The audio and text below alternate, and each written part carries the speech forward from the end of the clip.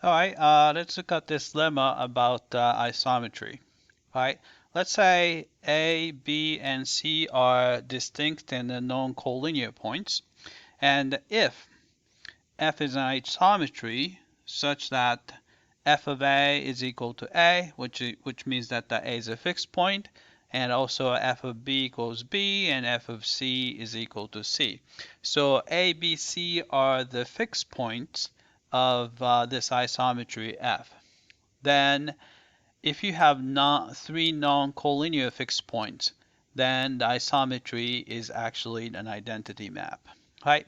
Let's look at the sketch of the proof here, since the proof might be a little bit tedious. All right, so we have 3 points. So I'm going to just draw A here, and maybe B here, and C here. All right, so those are the fixed points. So f prime is equal to A, B prime is equal to B, and the C prime is equal to C. All right, so let's look at the point in between A and B, for example. All right, so let's say you're going to have segment AB, and I'm going to pick on this maybe a point P between A and B. All right, so let's pick on that. All right, so we know that say P is between, so P is between A and B.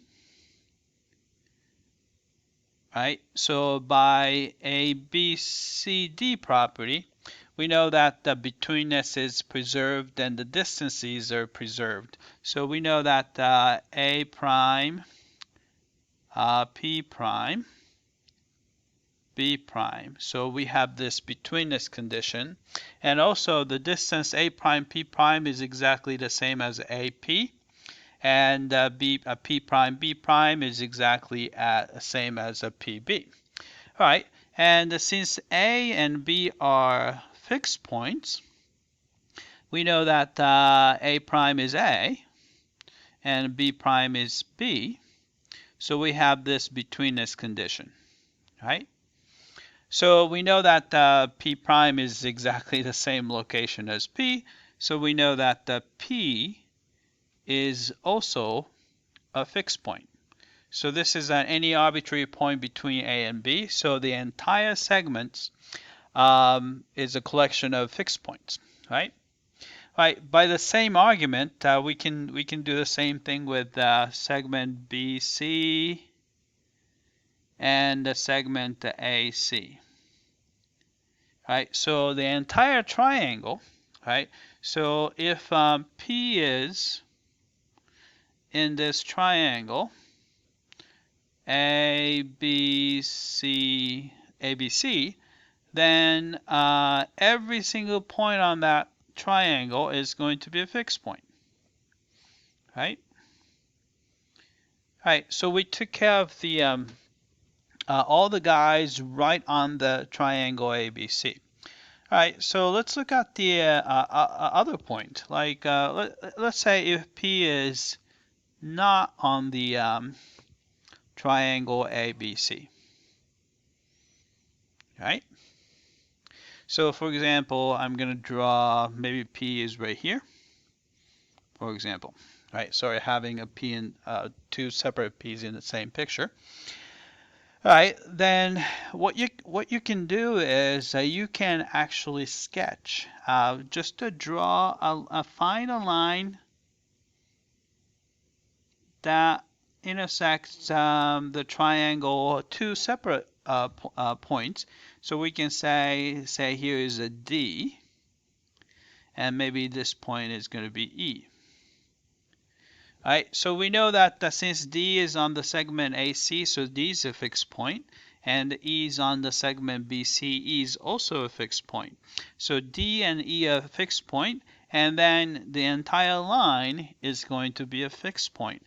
So this means that this implies, right? So I guess I should say there exist 2 points, D and E, which is in the triangle ABC, which means that they are fixed points. such that, and I'm actually using the post-zero pass here too. And then we know that the P is on the line, say, DE, right? But D is a fixed point, E is a fixed point. Between us, distance is all preserved and a collinearity too. So P is going to be a fixed point. So this implies that the P prime is equal to P, right? So we checked everyone because point could be either on the triangle or not on the triangle, right? So therefore, every single point is going to be a fixed point. So that's by definition that isometry is the identity map. So therefore, since everyone is a fixed point, we know that F is an identity map I. All right? So that's it. So this is the lemma, which is going to be used to prove the theorem 1. All right, that's it. I hope that this was clear.